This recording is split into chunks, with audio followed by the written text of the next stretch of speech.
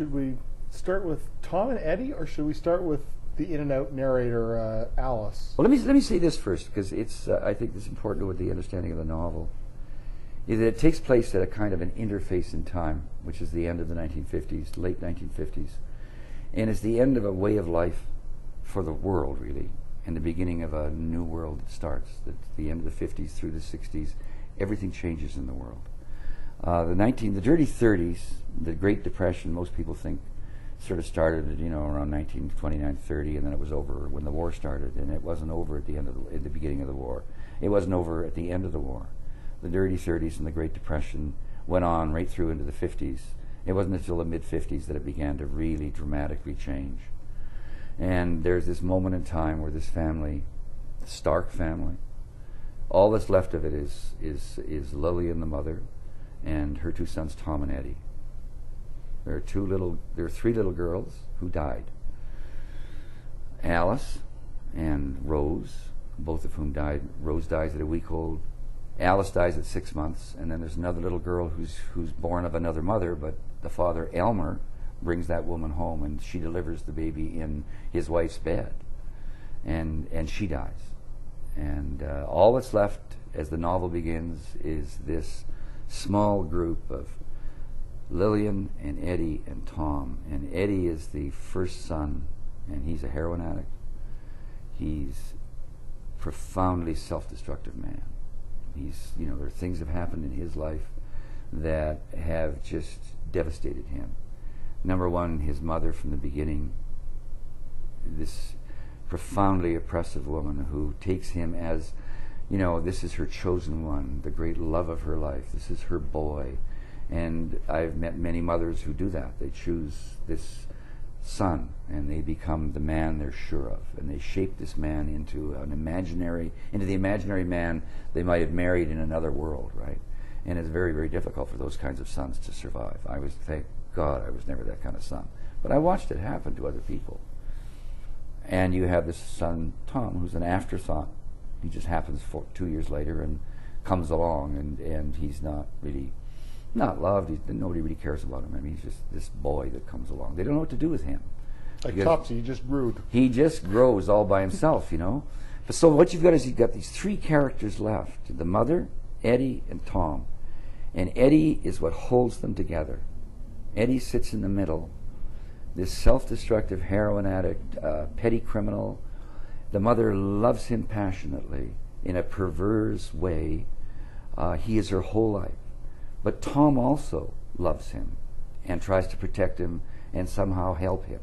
So Eddie's the last cohesive sort of mortar between these two stones, Lillian and Tom, and their struggle, to somehow manage to keep Eddie alive.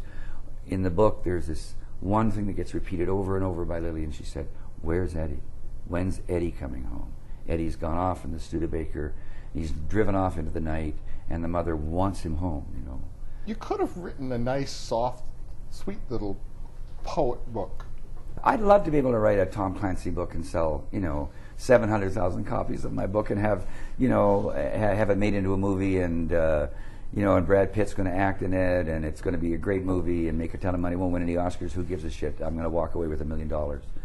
Yeah, I once tried to write one of those things, and by page 5 I was killing myself laughing. I could not do this. It was so amusing and stupid. It's just impossible. You write the books that you're given to write. Margaret Atwood could not write anything other than a Margaret Atwood novel. I know a Mike Ondaatje novel coming down the tubes. I know exactly I don't know what might happen, but I know Mike's mind because I've known him for many, many years, and I know his poetry, I know his novels, and I know the general tenor of the tone and the kind of characters he creates. They're of a kind, and these are the kind of characters that I couldn't help but create, and loved making them too. I loved creating. It's great to sort of. You feel like God, It's like the creator, You create these characters. They take on lives. They lead you places you didn't know you were going to go. I didn't know how this novel was going to end. I had no plot or plan. The plot began to develop.